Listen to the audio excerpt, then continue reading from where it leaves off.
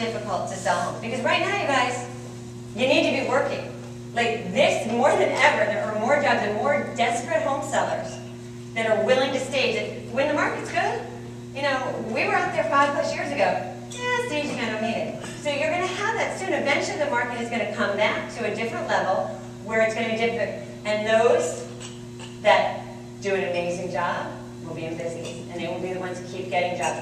And you'll be filling it in with design, decorator jobs from the back end of the buyers. So what is your niche? And when I say that, we got a reputation where, honestly, it's never been advertising for us. So we're on a little different level. I have the fortunate situation with TV helping me with that. But we have like 5 brokers that know when it comes to over 3,000 square foot, over 80 years old, old world, old school, that you can't just have a stager that only understands rental furniture come in and do it. Because brand new furniture mixed in an old, classic, old world home do not mix on their own. They can be a great base, but you need to know how to layer it and take it to a next level. I don't know if it's my own personal style, which is kind of important. And designers need to think for everybody and their clients. You just need to know who you are and what you're great at. So maybe now jot down some words, like what defines you? It may be a noun or an adjective, but you need to figure out who you are because you don't have to stage every home.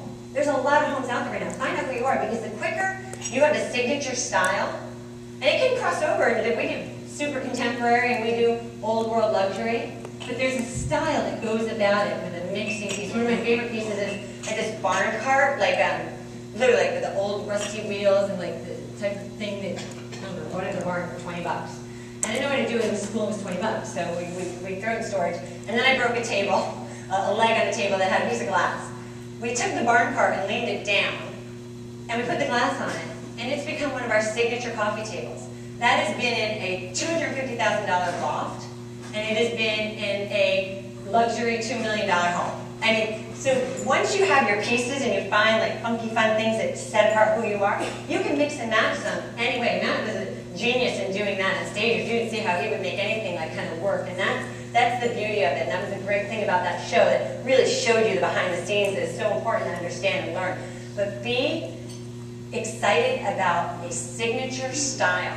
Find out who you are. If you're in an urban market and you get lofts and you like funky, cool things and you learn towards modern, then do that. Don't try to be the country club, estate, suburban person, because somebody else is going to do it better than you. It doesn't mean you can't take jobs. There's all lots of work, but the better you become, the more you will get work. And when a realtor walks in that didn't list that property, and they say, "Wow, who is this?" and they take your cards, it's like, and they tell a friend, and they tell 2 friends. I get phone calls constantly, and the thing is, we saw your work, we saw you at the leasing, we saw you at the trunk, we saw you on Lakeshore Drive, and it doesn't compare. We're not that more fabulous, we're just that more different. So what sets you apart? Just like you stage your homes, what are you doing to set yourself apart and stage yourself? Does that make sense, what I'm saying? So you need to find your niche and gravitate towards it. It doesn't mean on your website it says we do luxury old world homes. You can span it to everybody. Maybe you end up working as a team. Oh, and that's important.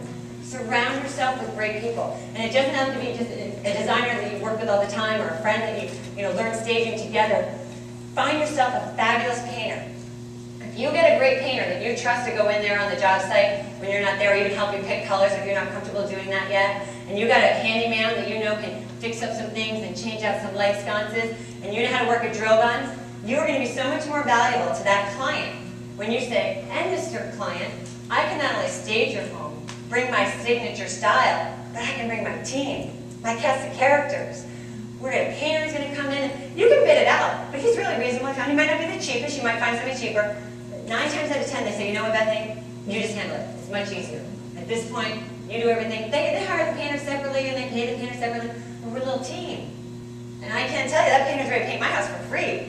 We don't do like referrals and things like, for cash. I don't believe in that personally. I think, what you give out comes back to you. So I refer all the time for no kickback. But it's nice when you do have all these handymen that are willing to put up a chandelier in your house for free just because you gave them so much work.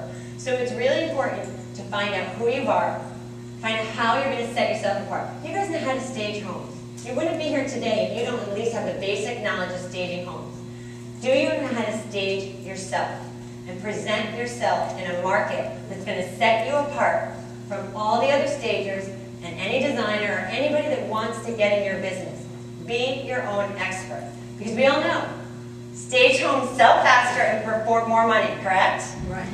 And if you stage yourself, you will command that money.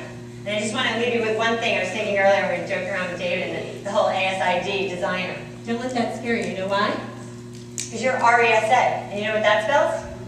RESPECT.